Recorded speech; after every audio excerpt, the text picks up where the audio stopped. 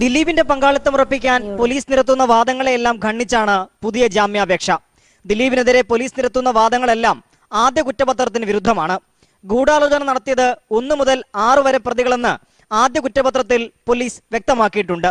നടിയെ ബ്ലാക്ക്മെയിൽ ചെയ്ത് പണം സമ്പാദിക്കുകയായിരുന്നു പ്രതികളുടെ ഉദ്ദേശം. ഇതിനായാണ് തട്ടിക്കൊണ്ടുപോയി ദൃശ്യങ്ങൾ പകർത്തതെന്നും ആദ്യ കുറ്റപത്രം പറയുന്നു. ഇത് പാടെ നിഷേധിച്ചാണ് ദിലീപിന് വേണ്ടിയാണ് ദൃശ്യങ്ങളെടുത്തതെന്ന് ഇപ്പോൾ പറയുന്നതെന്ന് ജാമ്യാപേക്ഷയിൽ ചൂണ്ടിക്കാട്ടുന്നു.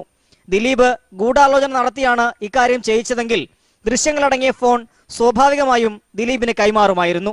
എന്നാൽ ഇക്കാര്യം കണ്ടെത്താനായിട്ടില്ല.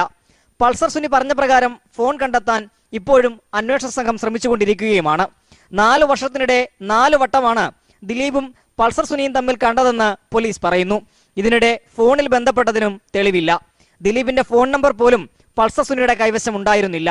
ഇതിനുവേണ്ടിയാണ് വിഷ്ണു മുഖേന നാദർഷയെയും അപ്പുണ്ണിയെയും ബന്ധപ്പെട്ടത്. പോലീസ് റിപ്പോർട്ടിൽ നിന്ന് തന്നെ ഇക്കാര്യം വ്യക്തമാണ്. കൊട്ടേഷൻ നൽകിയയാളുടെ ഫോൺ നമ്പർ കൊട്ടേഷൻ ഏറ്റെടുത്തയാളുടെ പക്കലില്ലെന്ന പോലീസ് വാദം മണ്ടത്തരമാണെന്നും ജാമ്യാപേക്ഷയിൽ പറഞ്ഞു വെക്കുന്നു.